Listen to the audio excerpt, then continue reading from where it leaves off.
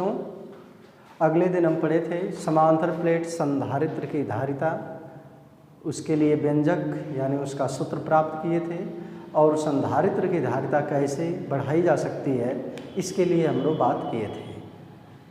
तो एक समांतर प्लेट संधारित्र की धारिता का व्यंजक अगले दिन हमने ये सूत्र पढ़ा है KA∈0/d। ऐसे आज हम बात करेंगे एक समांतर प्लेट संधारित्र की धारिता निकालने के लिए जब उसकी प्लेटों के बीच आंशिक रूप में, आंशिक यानी थोड़े से हिस्से में, प्लेटों के बीच में थोड़ी सी स्थान पर, थोड़ी सी जगह में हम कोई परावैद्युत पदार्थ रख दें, जैसे कोई कांच की शीट रख दें, कोई प्लास्टिक की कोई वस्तु रख दें, लेकिन दोनों प्लेटों के बीच में थोड़ी सी जगह में। कहने का मतलब ये कि एक समांतर प्लेट संधारित्र के रूप में यदि इसको माने, ये माने दो प्लेटें x और y हो गई, ऐसे दोनों प्लेटें आपस में समांतर हैं एक दूसरे के। ये समांतर प्लेट संधारित्र की बात कर लेंगे। प्लेटों के बीच की दूरी d मान लें प्लेटों का क्षेत्रफल कैपिटल A के बराबर है। इन दोनों प्लेटों के बीच की दूरी d है। अगले वाले डेरिवेशन में k परावैद्युतांक का माध्यम प्लेटों के बीच में हमने रखा था, लेकिन यहाँ पर प्लेटों के बीच पूरे स्थान में नहीं बल्कि आंशिक रूप में कोई परावैद्युत पदार्थ रखा जाएगा। आंशिक रूप में रखने का मतलब ऐसा कुछ, ये ऐसे इस तरह की एक कांच की कोई शीट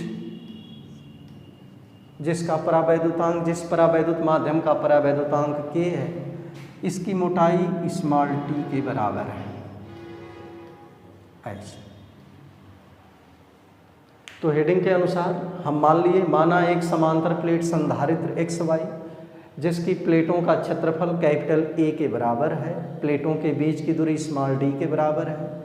माना प्लेटों के बीच स्मॉल t मोटाई की कांच की एक शीट परावैद्युत पट्टी के रूप में हमने रख दिया जिसका परावैद्युतांक कैपिटल K के बराबर है। तो ज्ञात करना चाहते हैं कि इस प्रकार के समांतर प्लेट संधारित्र की धारिता का व्यंजक क्या होगा, यानी इसका सूत्र क्या होगा। तो स्पष्ट है इसमें बात कि समांतर प्लेट संधारित्र की प्लेटों के बीच t मोटाई की परावैद्युत पट्टी रखी है यहाँ पर। तो प्लेटों के बीच कुल दूरी थी d के बराबर।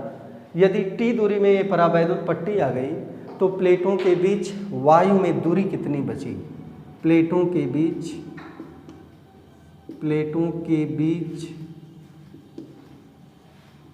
वायु में दूरी, प्लेटों के बीच वायु में दूरी।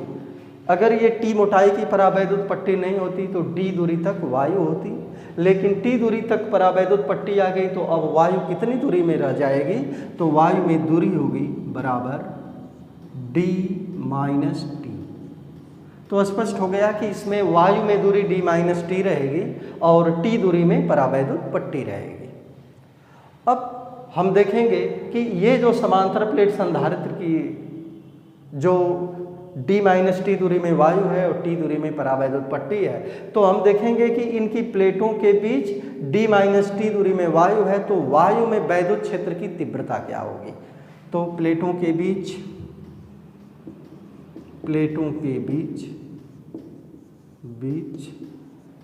वायु में वैद्युत क्षेत्र की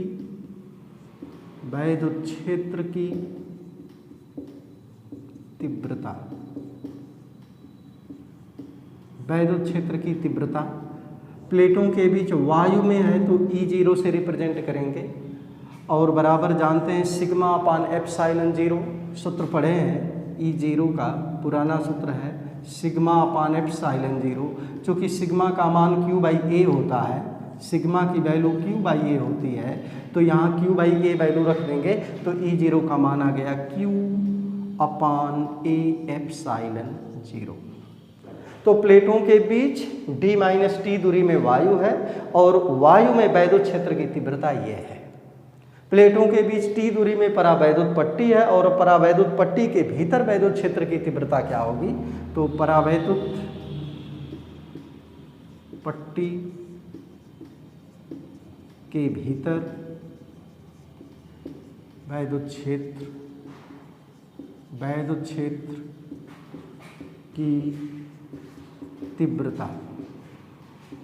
तो प्लेटों के बीच वैद्युत क्षेत्र की तीव्रता, परावैद्युत पट्टी के बीच वैद्युत क्षेत्र की तीव्रता कैपिटल E बराबर Q/A/ε0 कैपिटल K, क्योंकि इसको भी पढ़े हैं E बराबर σ/ε0 K, इसके अनुसार ये होगी।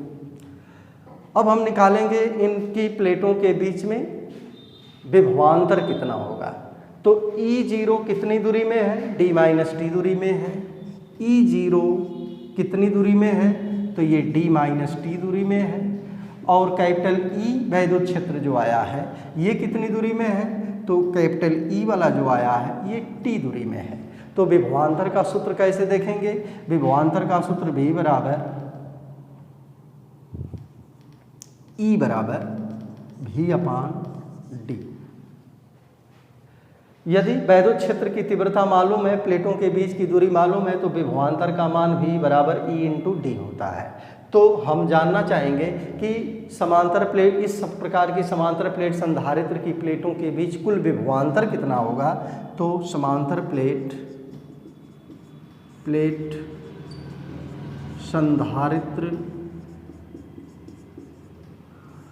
संधारित्र की प्लेटों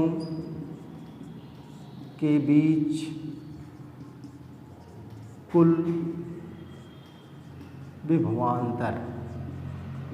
विभवांतर कितना होगा, कैपिटल V बराबर, तो E0 d-t दूरी में है, तो विभवांतर का सूत्र E/d, तीव्रता में d का गुणा करेंगे, तो इसके अनुसार E0 का गुणा कितनी दूरी में है, E0 d-t दूरी में है, इसमें होगा, प्लस E वाला कितनी दूरी में है, t दूरी में है, तो E/t। अब इनकी वैल्यू रख लेंगे। E0 की वैल्यू है Q/A/ε0 और यहाँ d-t, प्लस इसकी वैल्यू है Q/A/ε0 K/t। इन दोनों में कुछ कॉमन, Q/A/ε0 इस कॉमन, d-t प्लस t/k। ये आया समांतर प्लेट संधारित्र की प्लेटों के बीच कुल विभवांतर। हम जान गए कि समांतर प्लेट संधारित्र की प्लेटों के बीच कुल विभवांतर का मान V बराबर Q/A/ε0 d-t प्लस t/k के बराबर होगा। अब जानना चाहते हैं कि इसकी धारिता क्या होगी। तो धारिता की परिभाषा से समांतर प्लेट संधारित्र की धारिता क्या होगी,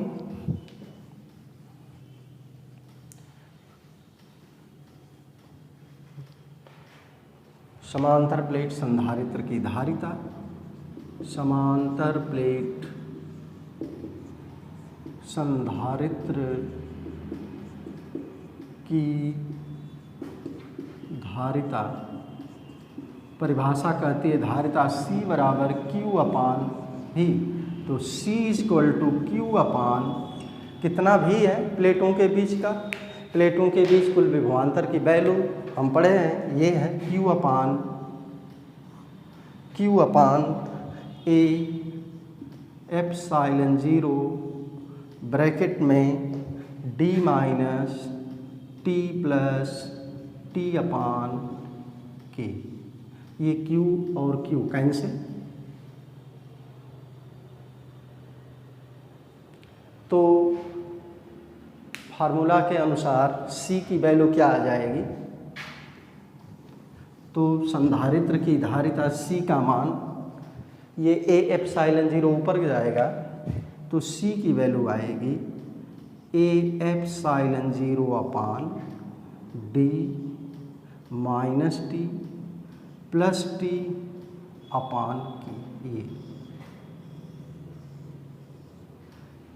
ये इक्वेशन फर्स्ट आया। ये एक समांतर प्लेट संधारित्र की धारिता है जब प्लेटों के बीच में T मोटाई की कोई परावैद्युत पट्टी रखी हो। तो A/ε0/d-t प्लस t/k। के का मान सदैव 1 से बड़ा होता है, तो प्रभावी जो दूरी है प्लेटों के बीच में अगर परावैद्युत पट्टी को रख देते हैं तो रखने के बाद में प्रभावी दूरी हम देख रहे हैं कि यहाँ पर नीचे वाली ये राशि घट रही है और इसके घटने के कारण संधारित्र की धारिता बढ़ती है। इसको थ्योरेटिकली हमने पढ़ा था कि समांतर प्लेट संधारित्र की प्लेटों के बीच में कोई परावैद्युत पट्टी रख देते हैं तो उसकी धारिता बढ़ जाती है। परावैद्युत का ध्रुवण बताते हुए बताया गया, यहाँ का ये रिलेशन भी बता रहा है कि के की वैल्यू सदैव 1 से बड़ी होती है और ये के यदि ऊपर चला गया तो के का मान यानी जितने बड़े परावैद्युतांक की पट्टी रखी जाएगी उसकी धारिता उतनी ही बड़ी हो जाएगी। तो एक ये चीज़, इसमें कुछ स्थितियां हैं, उन स्थितियों को समझेंगे इसी सूत्र का प्रयोग करते हुए। कुछ कंडीशन में धारिता का मान इसमें निकाला जाएगा, तो कुछ विशेष स्थितियां देखें इसमें, विशेष स्थितियां।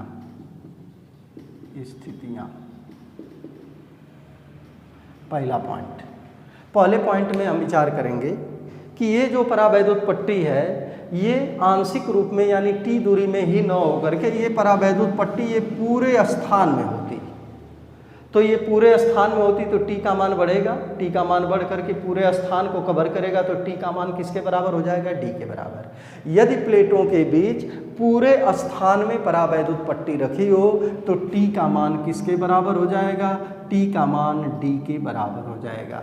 तो धारिता संधारित्र की क्या होगी, समीकरण 1 से, तो समीकरण 1 से C = A epsilon 0 upon D minus T, T की जगह पर D रख दें और प्लस D अपान के, ये D और D कैंसिल, तो C = ये के ऊपर गया, ये ऐसे पढ़े भी हैं कि यदि समांतर प्लेट संधारित्र की प्लेटों के बीच में कैपिटल के परावैद्युतांक के कोई परावैद्युत पदार्थ भरा हो तो ऐसी कंडीशन में उसकी धारिता का व्यंजक हम ये पढ़े थे, ये चीज़ यहाँ से भी आ रही है। दूसरे पॉइंट में यदि प्लेटों के बीच मान लिया जाए कि पूरे स्थान में निर्वात हो या वायु हो, यानी कोई परावैद्युत पट्टी रखी न हो, तो कोई परावैद्युत पट्टी नहीं रखी होगी तो टी की वैल्यू 0 आएगी। तो जब टी की वैल्यू 0 आ जाएगी तो धारिता क्या होगी, टी बराबर 0। तो निर्वात है प्लेटों के बीच में, तो ऐसी कंडीशन में धारिता को हम C0 से रिप्रेजेंट करते हैं। तो C0 की वैल्यू क्या आएगी, समीकरण 1 से ही इसको भी देखेंगे। समीकरण 1 से क्या आएगी, टी का मान 0 तो ये 0, ये 0 में के की भाग लग जाएगी, ये 0, तो बचा क्या, A एप्सिलॉन 0 अपान डी। ये तो ये रिलेशन भी हम देखे थे। यदि समांतर प्लेट संधारित्र की प्लेटों के बीच कोई परावैद्युत पट्टी रखी हो तो उसके लिए फार्मूला ये पढ़े थे। और यदि समांतर प्लेट संधारित्र की प्लेटों के बीच निर्वात या वायु हो तो उसकी धारिता C0 बराबर A एप्सिलॉन 0 अपान डी, इस रूप में पढ़े थे। तीसरे पॉइंट में देखते हैं, तीसरे पॉइंट में यदि समांतर प्लेट संधारित्र की प्लेटों के बीच ये रखी हुई पट्टी जो परावैद्युत पट्टी रखी है ये किसी धातु की पट्टी हो, अगर ये धातु की पट्टी रख दी जाएगी तो के का मान धातुओं के लिए अनंत होता है, और यदि के की वैल्यू अनंत होगी, इन्फिनिटी होगी, तो सी की वैल्यू क्या आएगी, A epsilon 0 upon D minus T plus T बटे में के, यानी टी बटे में के की वैल्यू अनंत बराबर 0। तो फार्मूला बस यही बचेगा। अगर धातु की पट्टी प्लेटों के बीच में रखी होगी तो उसके लिए formula C = A epsilon 0 upon D minus T. ये 3 पॉइंट देख लिए। एक और पॉइंट देखते हैं, चौथा वाला पॉइंट। इसमें एक चौथा वाला पॉइंट इसमें देखेंगे, थोड़ा सा बड़ा पॉइंट है चौथा नंबर पर, पॉइंट नंबर 4। तो समांतर प्लेट संधारित्र की धारिता क्या होगी? चौथी कंडीशन में हम करेंगे कि यदि इनकी प्लेटों के बीच में कई परावैद्युत पट्टियाँ रखी हों, जैसे एक परावैद्युत पट्टी ये है जिसकी मोटाई T1 है, इसी से सटा करके एक दूसरी परावैद्युत पट्टी यहाँ पर रख दी जाए जिसकी मोटाई T2 हो, तीसरी पट्टी रख दी जाए जिसकी मोटाई T3 हो, परावैद्युतांक पहली का K1, दूसरी का K2, तीसरी का K3। यानी यदि समांतर प्लेट संधारित्र की प्लेटों के बीच कई परावैद्युत पट्टियाँ रखी हों जिनके परावैद्युतांक K1, K2, K3 dot dot dot हों और उनकी मोटाइयाँ T1, T2, T3 dot dot हों, ऐसा हो तो समांतर प्लेट संधारित्र की धारिता क्या होगी? तो समांतर प्लेट संधारित्र की धारिता इस फार्मूले का प्रयोग करके समीकरण 1 से देखेंगे। समीकरण 1 से C equal to A epsilon 0 upon D minus T। पहले एक ही पट्टी थी, अब दो पट्टी रहेगी तो T1 प्लस T2, तीन पट्टी तो T1 plus T2 plus T3। कई पट्टियाँ हों तो इसमें कर सकते हैं T1 plus T2 plus T3 plus dot dot ऐसे। और फिर दूसरे कोष्ठ में T बटे में K है तो इसके लिए क्या हो जाएगा? यहाँ पर प्लस का निशान होगा, प्लस T1 अपान K1 प्लस T2 अपान K2 प्लस T3 अपान K3 plus dot dot dot ऐसे। इस तरह से होगी। यदि ये तीन पट्टियाँ के बजाय कई पट्टियाँ रखी हों और इतनी ज़्यादा पट्टियाँ रख दी जाए कि प्लेटों के बीच की गैपिंग समाप्त हो जाए, यानी पूरे स्थान पर ये T1, T2, T3 मोटाइयों की परावैद्युत पट्टियों को रख करके प्लेटों के बीच की दूरी को समाप्त कर दिया जाए तो T1 plus T2 plus T3 का मान किसके बराबर आ जाएगा? स्मॉल d के बराबर आ जाएगा। T1 plus T2 plus T3 plus dot dot equal to small d। यदि ऐसा हो जाए, ऐसा यदि हो जाए तो C की वैल्यू क्या आएगी?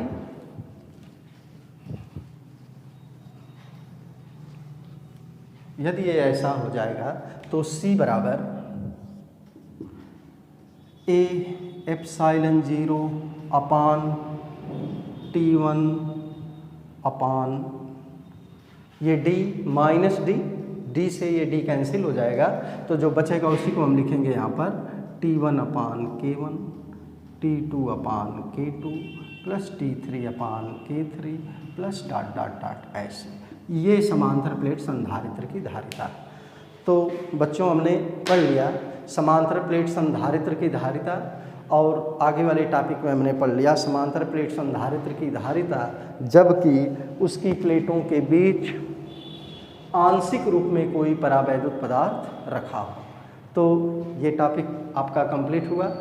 इसके आगे हम अगली वीडियो में देखने जा रहे हैं समांतर प्लेट संधारित्र की धारिता जब दो संधारित्रों को आपस में जोड़ा जाता है, यानी हम देखेंगे संधारित्रों का संयोजन अगली वीडियो में। धन्यवाद।